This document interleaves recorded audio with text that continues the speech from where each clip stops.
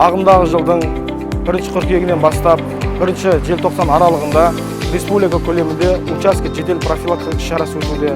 Учаске іс-шарасы кезінде басты мақсат учаскелік полиция инспекторлары өзінің әкімшілік аумақтарында тұрғындардың, яғни халықтың полицияға деген сенім деңгейін қалыптастыру, құқықтары мен заңды мүдделерін қорғау, сонымен қатар кез келген құқық бұзушылыққа жол бермеу, алдын алу және жол кесу және де қоғамдық тәртіпті қамтамасыз ету болып танылады. Учаскелік полиция инспекторы учаске іс-шарасы кезінде тұрғын үйлерді аралап, өздеріне қатысты толық мәлімет енгізілген визиткалар тарқатады.